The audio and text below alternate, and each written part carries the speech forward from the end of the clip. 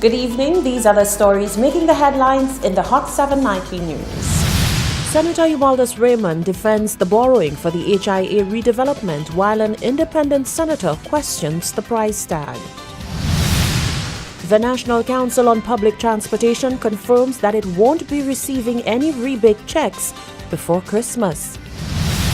And Castries East MP Philip J. Pierre laments what he calls a meager and last-minute $10,000 Christmas stimulus for his constituency. We have the details of these stories and more coming up.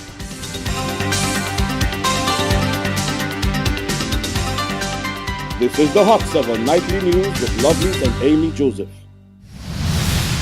It is Thursday, the 20th of December, 2018. Welcome to the Hot 7 Nightly News. I am Lovely St. Amy Joseph. Thank you for joining us. Dr. Eualdus Raymond is defending the borrowing of US $100 million for the redevelopment of the Uwanora International Airport. According to Dr. Raymond, it's a no-brainer, since the money to be made from the project will surpass the amount borrowed to get it off the ground. Rochelle Gonzalez has more in this report. Public Service Minister Dr. Eualdus Raymond has come to the defense of his government's decision to apply for a loan of US $100 million to fund the Uwanora International Airport redevelopment project.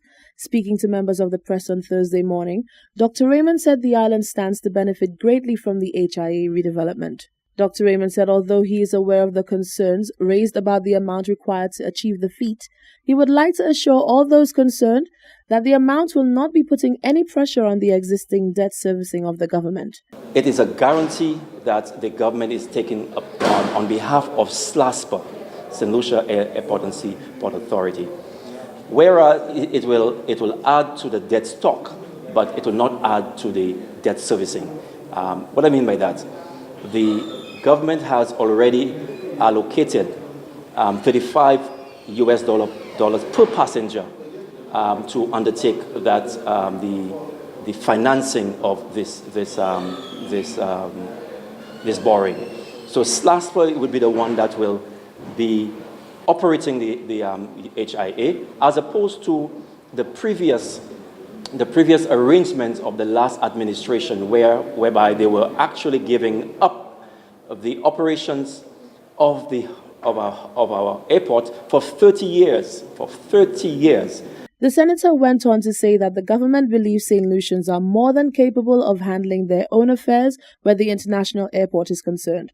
We believe that St. Lucia Airport and Seaport, St. Lucia Air and Seaport Authority management is capable of operating our airport, and we are capable of financing the upgrade of our international airport. So there was no need to go outside of St. Lucia and give up our airport, give up the profitability, give up the management, give up everything that belongs to us as far as HIA is concerned to an international agency to operate.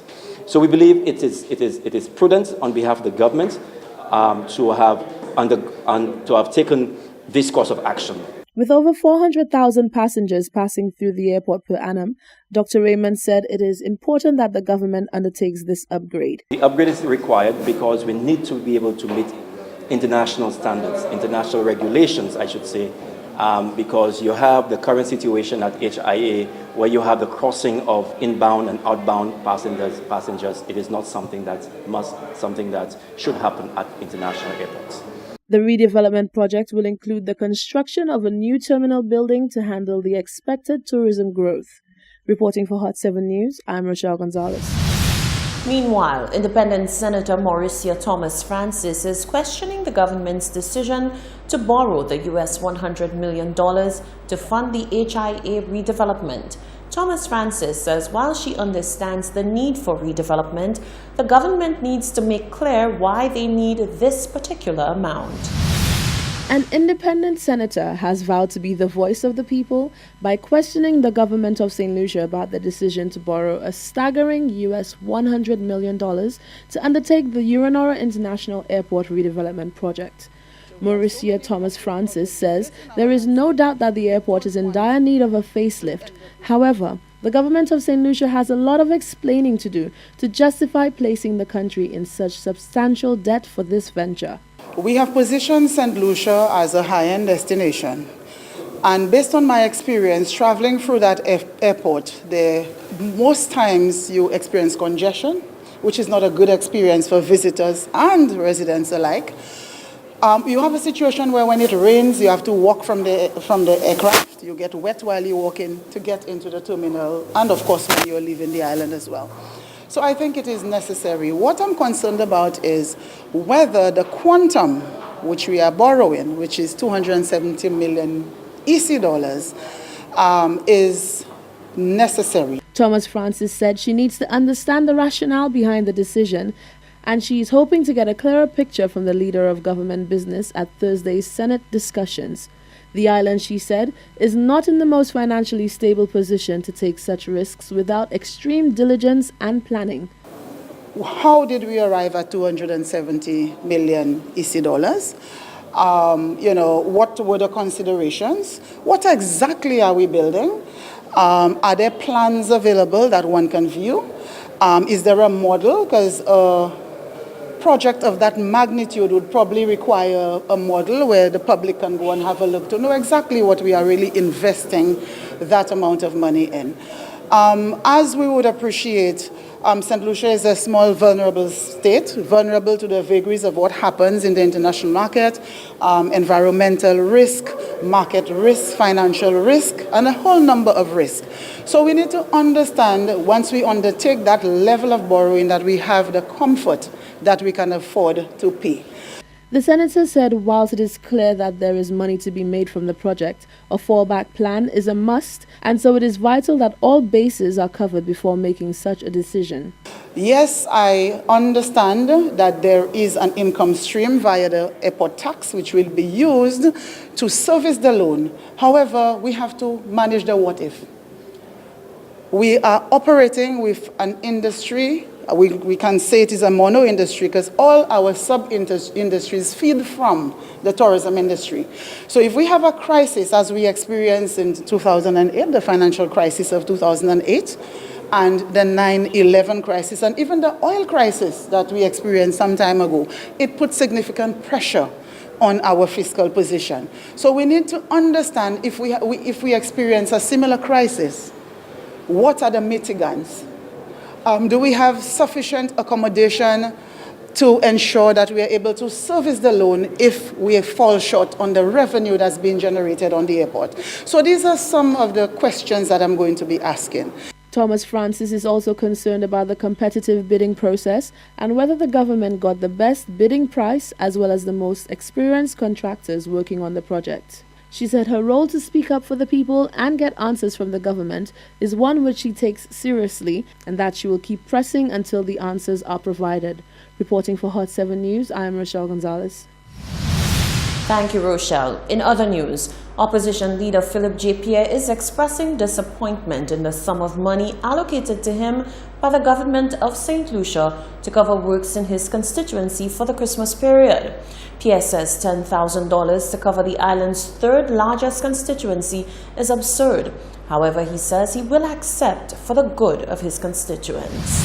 MPs have been allocated $10,000 to undertake small work projects in their constituencies as part of a Christmas stimulus package. Castries East MP Philip J. Pierre is not pleased with the amount or the manner in which the government rolled out the stimulus. He says works are already ongoing in his constituency without his knowledge.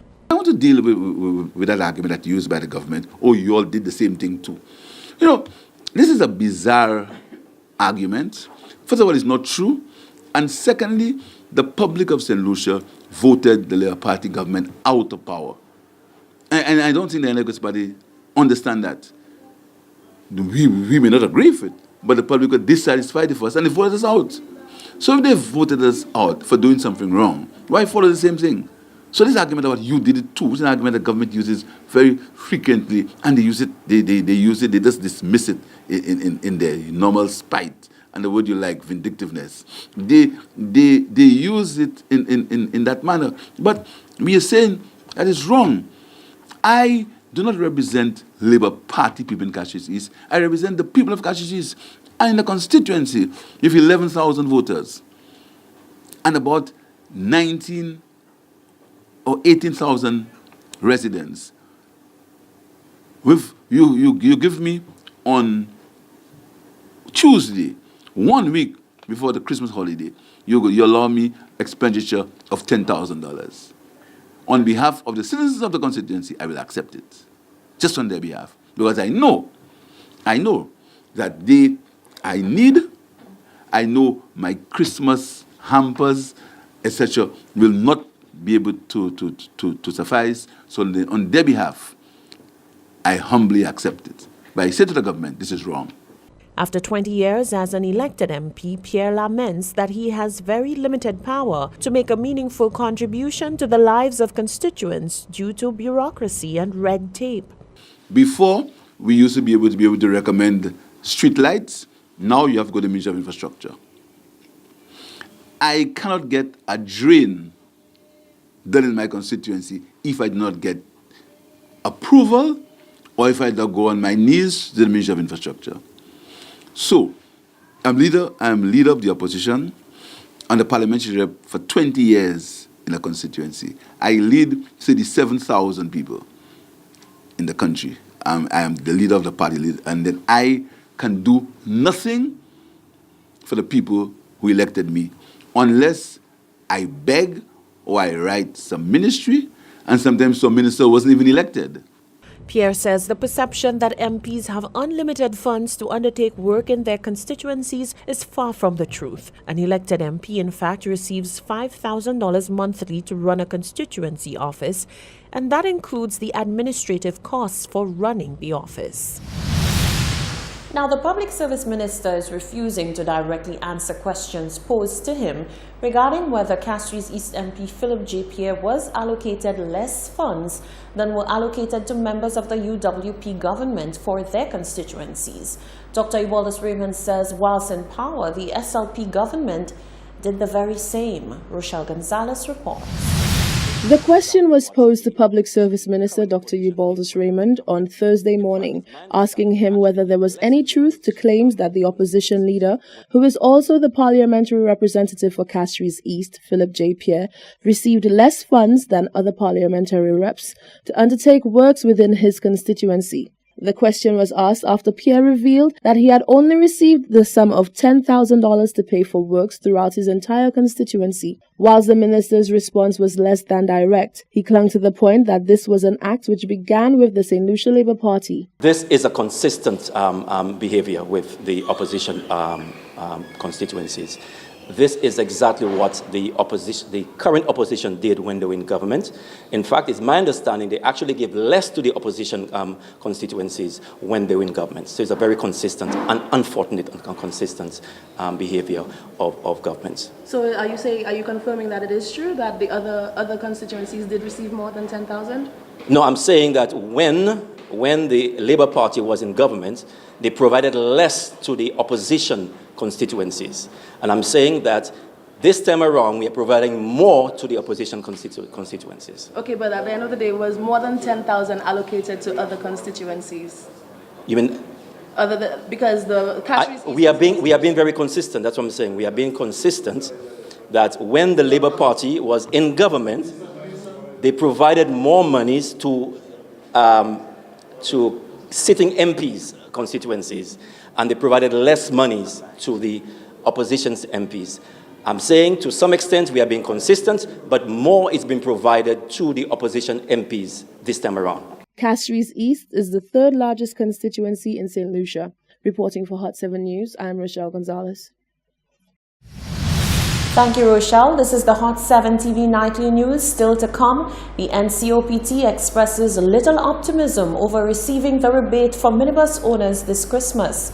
Concern is expressed over videos of the Prime Minister dancing at a regional event whilst the island grapples with crime and other social ills. And listen to the Prime Minister's three-pronged approach to combat crime. We have that and more coming up after the break.